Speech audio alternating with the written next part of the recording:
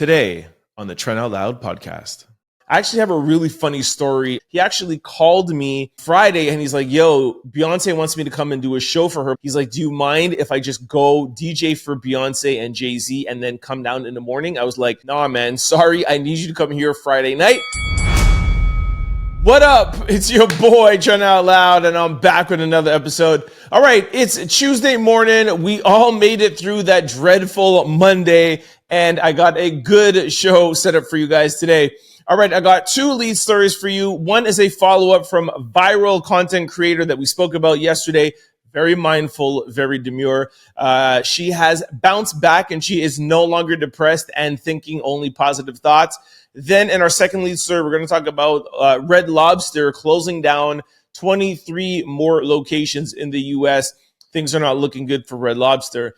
Then we're going to jump into quick news. We're going to talk about Young Miami, Craig Mack, Angie Martinez, Mariah Carey, and Diddy being spotted out in Miami Beach. And then, as always, we're going to close out the show with question of the day and a little bit of sports news. Y'all know what time it is. Turn your TVs, your radio, or your devices up. I'm about to start this show. Let's go.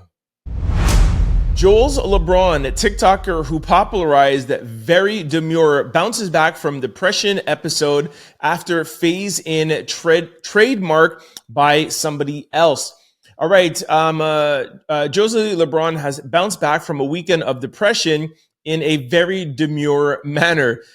Jules, the TikTok creator behind the viral phrase, very demure, very mindful, recently shared how she emerged from the weekend of depression in a new video. She says, you see how I come out of the weekend? Okay, you know what? Actually, instead of me trying to do it, I'll actually just play the clip now and then I'll come back with the rest of the story. Here is Jules LeBron. Take a listen. See how I come out of my weekend depression? Very demure, very mindful. I do very simple. I cry in front of 4 million people. I wake up from a 3-day nap. I have a good cookie. I do a little water. I have my little zhuzh. I watch my little YouTubes. And I come back. I don't let it keep me down for 4, 5, 6, 7 months at a time. I only do a little depression. I don't do a lot of depression like you girls.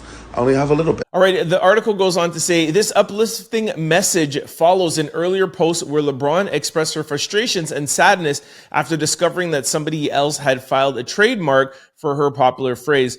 In that post, she was seen crying and sharing her feelings about the trademark issue.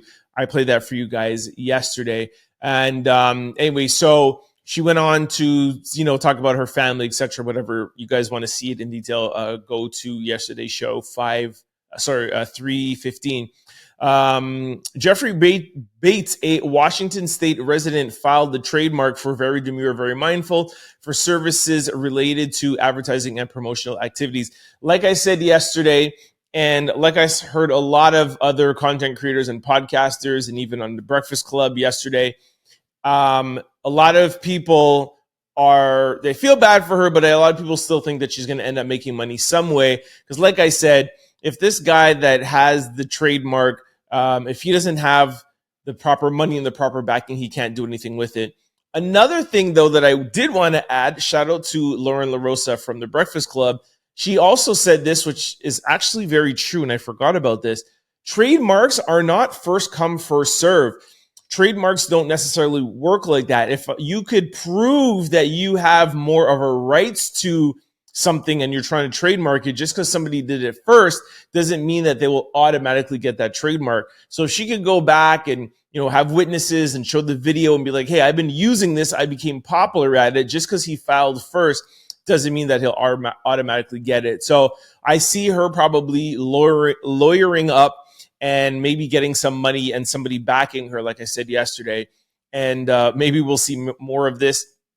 I'm sure, for sure, there's going to be a Very Demure, Very Mindful podcast. That I can guarantee you. There's going to be a YouTube channel. There's definitely going to be merch. And we're going to see what she rolls out. You're definitely going to see her at award shows. If this was award show season, you would see her everywhere.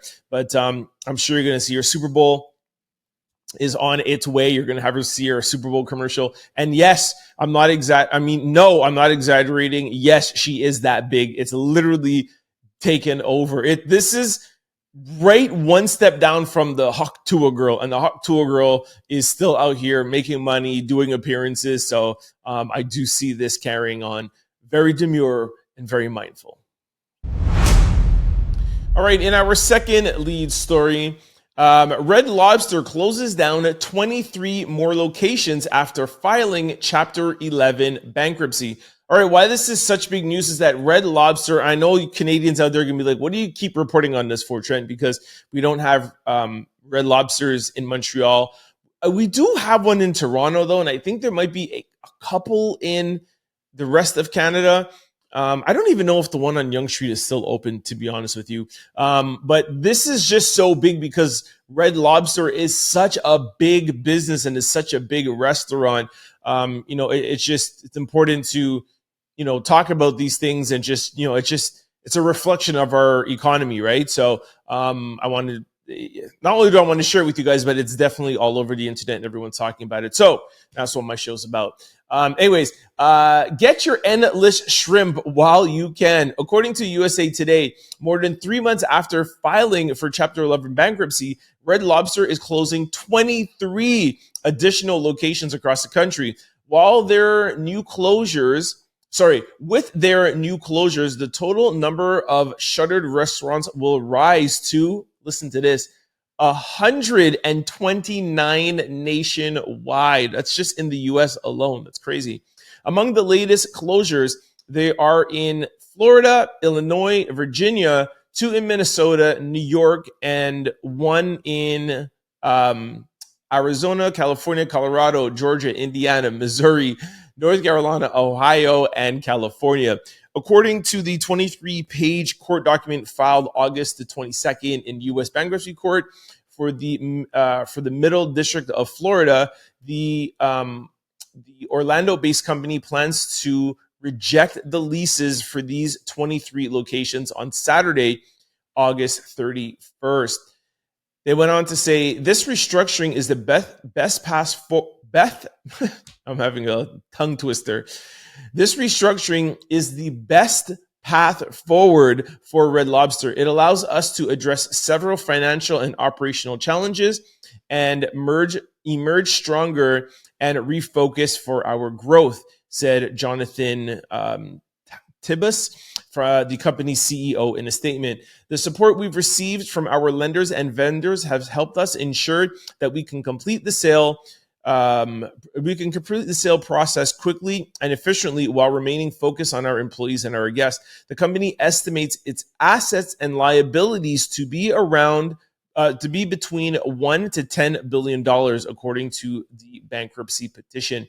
So for those of you who are not familiar with Chapter 11 versus Chapter 7 in bankruptcy, Chapter 11 is like, hey, we can't pay our debts, we're in trouble.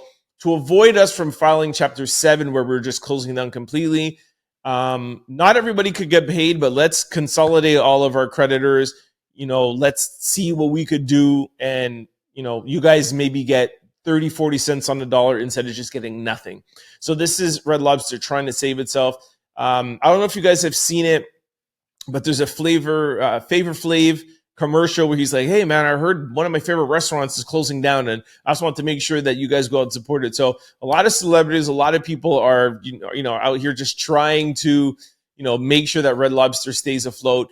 We all love our seafood. It's almost like a fast food seafood restaurant. It's the only one like it, right? So I always love Red Lobster, always love checking it out. I remember going like as a kid when I went to the US, and like I said, that one on Yonge Street. But anyways, for you Red Lobster fans out there, wherever you go, if you ever go to the US, make sure you try to support them so Red Lobster can stick around. And if any of you know if there's any Red Lobsters left in Canada, anywhere, whether Toronto, Vancouver, Winnipeg, somebody let me know. Send me a DM, Trent at CFQR600.com. Comment below or send me a DM at any of my social handles at Trent Out Loud. Okay, wow, I just Googled it. There's Red Lobsters everywhere in Toronto and everywhere in Vancouver, Windsor. It's only Montreal that doesn't have it. Anyway, shout out to Toronto. I'm actually going to be up there in a couple of weeks. I'm definitely going to go and check out Red Lobster. It's been a while. All right, this brings us to quick news. Ring my bell. All right, Young Miami invites Akademics to her podcast. On Twitter, she wrote, "Let's do Carisha Please Season 2, Akademics. I would love to sit down for my POV. Everyone's POV is very important." So I think the guys are from the Jasmine brand. They are asking people, now that we're going to get a Young Miami and Akademics sit down, what do you want these two to discuss? Akademics has replied. He replied on Twitter saying, "I'm down." And I don't know how I feel about this. It's definitely going to be must-see TV for sure. I'm knowing I'm going to have a lot of content and a lot of things to talk about. For those of you who don't know the drama behind Young Miami and Akademics, I'll have a little clip. But this all started from, I think it was even before Diddy's kind of all his court stuff came out, where he was never really a fan. But then when Diddy, of course, all the court stuff came out with Diddy, I guess Akademics wasn't as worried as Diddy coming after him or saying anything. So then he really started just unleashing on Young Miami, and he's said some pretty like nasty things about her. So anyways, they don't like each other at all. Akademics thinks she's not talented. He thinks that she's just using her body and using her, to just get by and sleeping around, and she has no talent. And, JT was the only talent in City Girls, et cetera, et cetera. But I don't know why. She wants to invite him to the podcast. She wants to talk to him, and he's accepted. Anyways, here's a little clip of some of the things that, actually, this is not some of the things. I think this is just one thing that Akademics said about Young Miami. Here it is. Young Miami, you can't name 5 lyrics that you done wrote, and that's the problem. You got to stop cosplaying as a outstanding artist, because you're nothing but a ventriloquist. And I really don't know how this interview is going to go. I don't know why she would just invite that kind of negative energy. But I'll follow up with y'all and let you know when this is going down. All right, in our second quick story, Craig Mack's family reveals he died of untreated HIV and AIDS complications, claims they said it was heart failure to honor the privacy of his wishes. All right, for you young, teenagers who don't know Craig Mack was Diddy's first artist signed to Bad Boy, even before B.I.G., even before Biggie. So he was instrumental in, Bad Boys and Diddy and Biggie and all of that stuff. So early 90s, but he's definitely a legend out here, flavor in your ear. Craig Mack reportedly didn't die from congestive heart failure, according to Rolling Stones and Mack's death certificate. The cause of death was revealed to be HIV, and he refused to seek treatment. The outlet noticed that it was Craig Mack's family who honored his wishes and repeated his assertion that he had congestive heart failure. The Flavor in Your Ear MC died at age 46, March the 12th, 2018. His first wife, Roxanne Hill Johnson, and brother Andrew claim that Mack learned of his diagnosis before using the church as a shield to ward off shadows of his past. Prayers and loved ones go out to whatever. This is weird. First of all, I thought Craig Mack died a long time ago. I can't believe it was only 2018. And 2018, we have medications and stuff to help you with HIV and AIDS. I just don't understand why he would refuse treatment. This is just crazy to me. But anyways, rest in peace to Craig Mack. In our third quick story, Angie Martinez to make a directorial debut with documentary about DJ Clark Kent. Angie Martinez will make her directorial debut with the new documentary about Clark Kent. Okay, I really can't speak today. The documentary will be called God's Favorite DJ, the story of Clark Kent. There, I pronounced it much better this time. The doc tells the story of the man who spent the last 4 decades uninterruptedly as the architect, teacher, and unsung hero within hip-hop. The synopsis reads, the documentary will follow the life and career of the renowned hip-hop DJ. Green Lantern Leaf Productions and Mark Sparks Production will collaborate on it, and it will include appearances by Jay-Z, Questlove, DJ Khaled, and more. The reason why I wanted to talk to you guys about this is because I know I'm sure most of you don't have any clue who Clark Kent is. So 2 reasons. Clark Kent is a full-blown legend in hip-hop. Like, I am talking one of the greatest of all time. And the reason why I love this documentary is that nobody knows who this guy is. DJ Clark Kent came to my 3rd store opening. We got him one of the managers, supervisors, whatever at that time. I think met him somewhere and was like, yo, made the connection.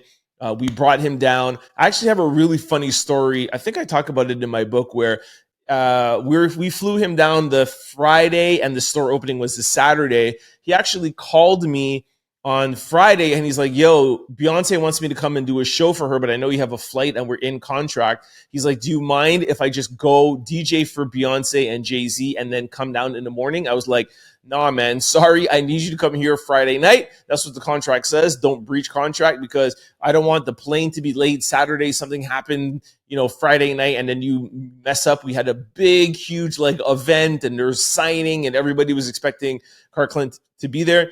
And I have so much respect for him. He could have just been like, bro, I don't even care about you, and gone to do something for Jay-Z and Beyonce. And he came Friday night. We went out to dinner. We hung out. We talked. We chilled. And he was there at the store opening. It was actually the Distant opening in Laval. And he was there the whole day, autographs, taking pictures or whatever. So shout out to Clark Kent for that.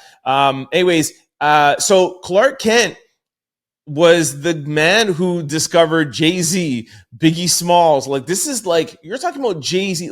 If he would have had signed Jay-Z into a contract, he would have a piece of everything that Jay is doing right now. Biggie, I'm so excited to hear this documentary, but not only for the ups, I want to know the downs. I know him because I know hip hop, but I also know him because he's huge in the sneaker community. They see he's one of the biggest sneakerheads in the world, right? And that's why we brought him to the sneaker opening, right, of my sneaker boutiques.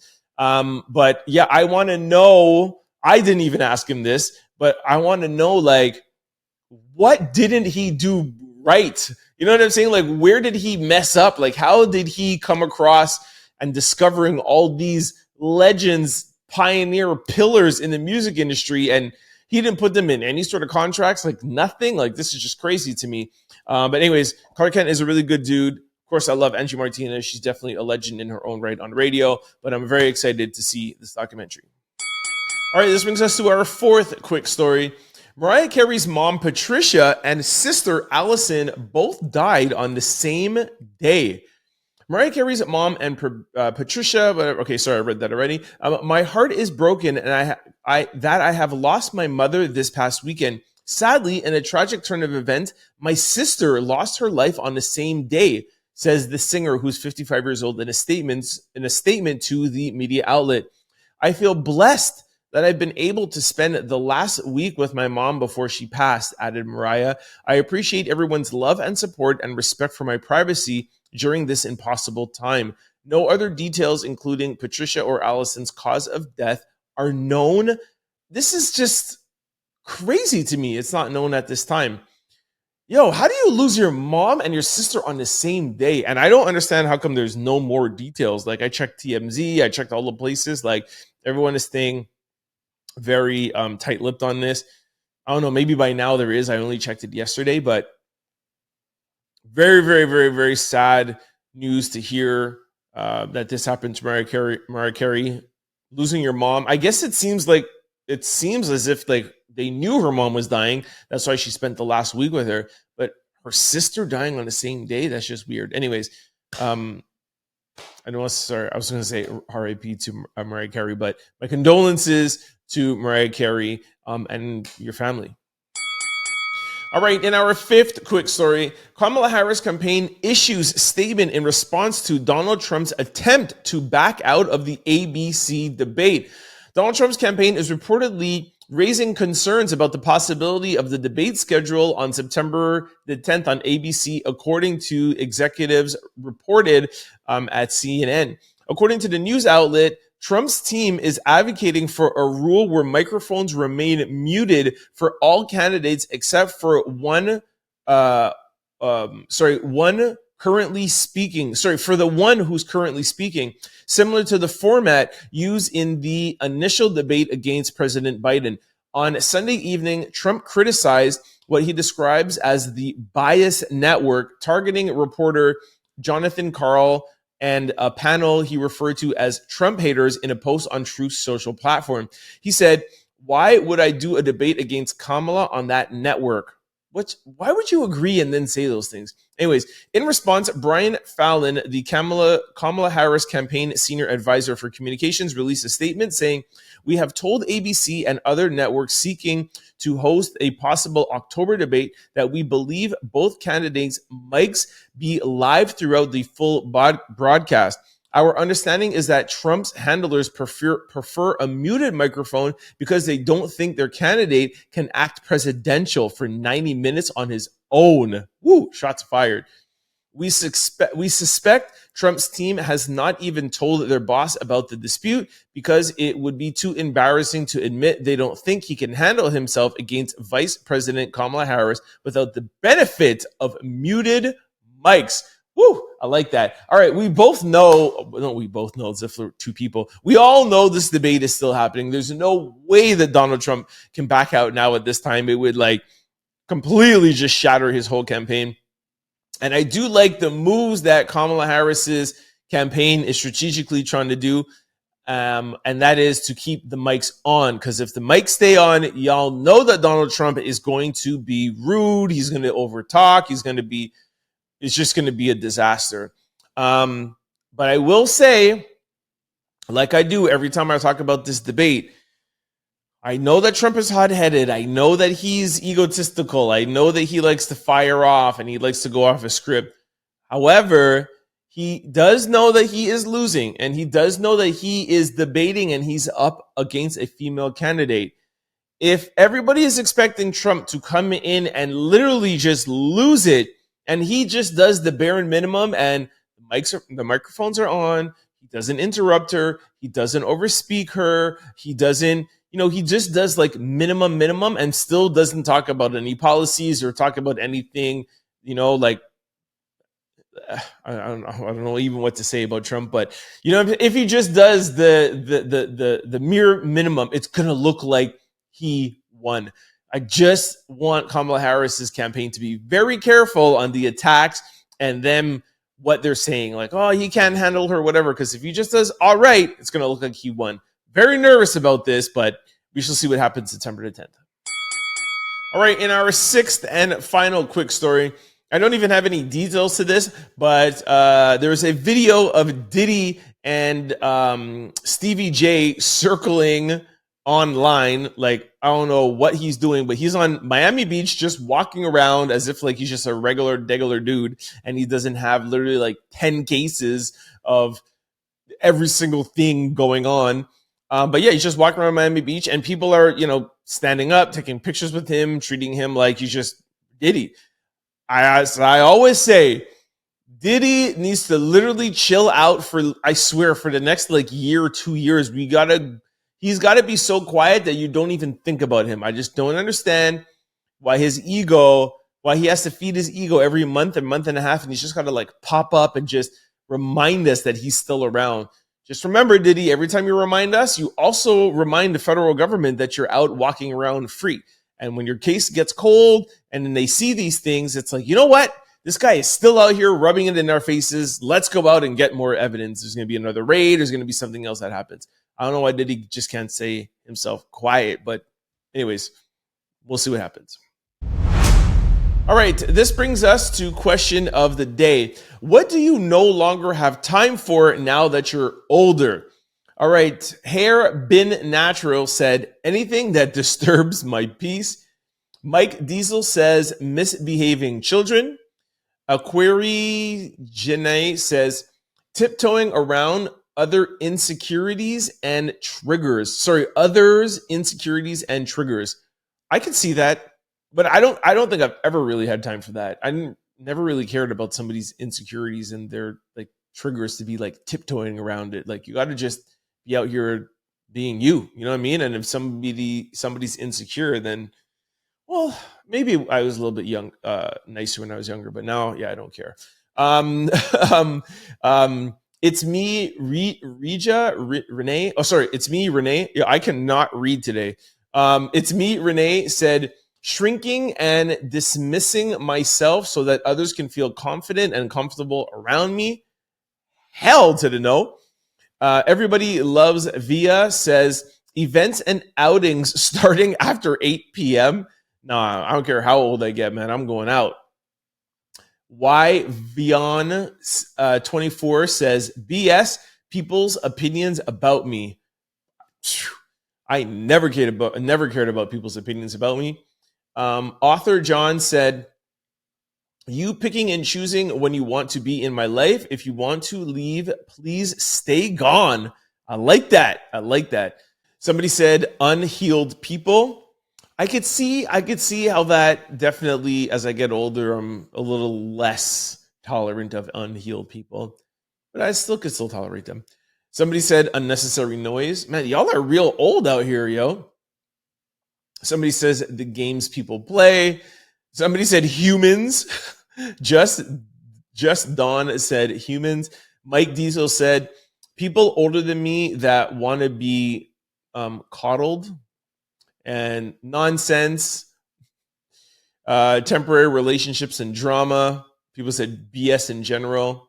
Lies from the government. For real, when you're a kid, you don't care what the government says. As you get older, you're like, yo, I'm going to hold you to the flame, yo. Anyways, you guys send me in your answers. Send me emails, Trent at cfqr600.com. Comment below. Send me a DM.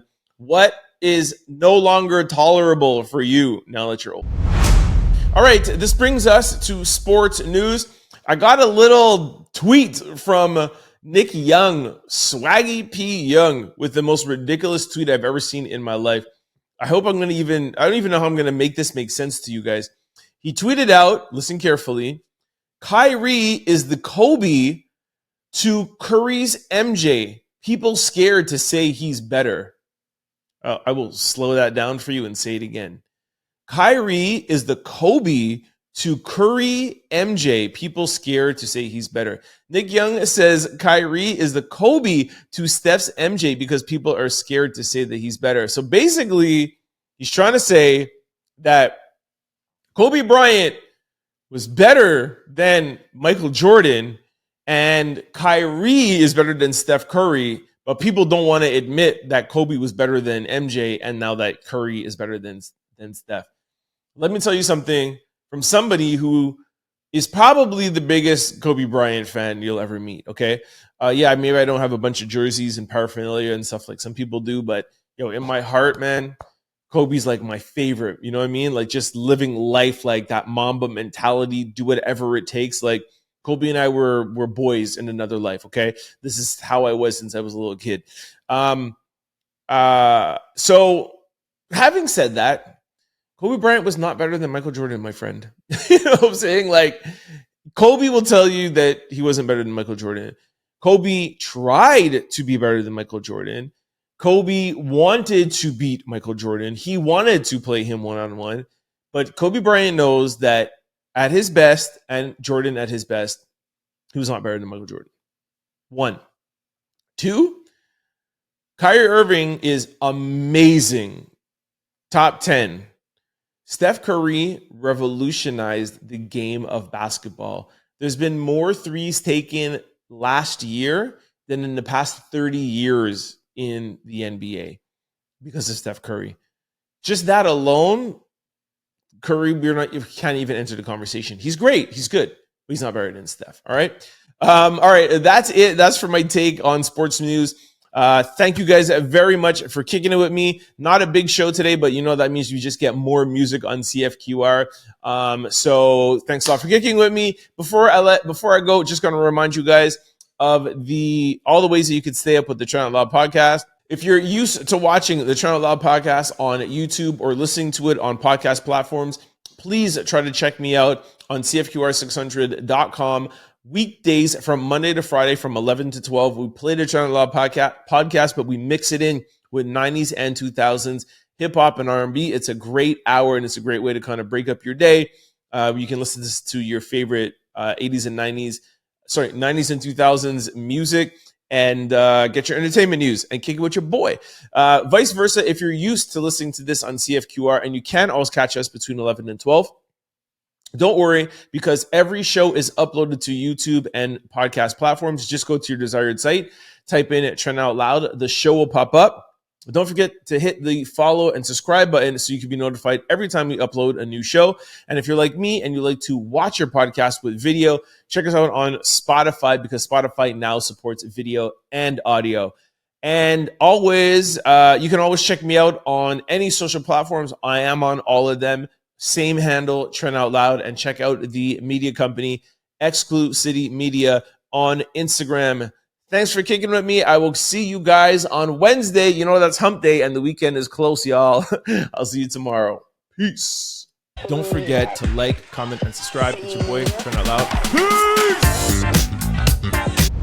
For more content, you could subscribe, download, or listen to the Trent Out Loud podcast wherever you listen to your podcast, or you could watch us on YouTube.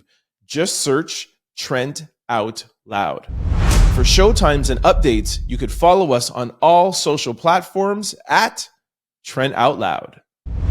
Go to signupexpert.com/Trent. Once you sign up for all betting apps and get all your bonuses and get all your rewards, go to your app store and download BetStamp and use promo code TOL.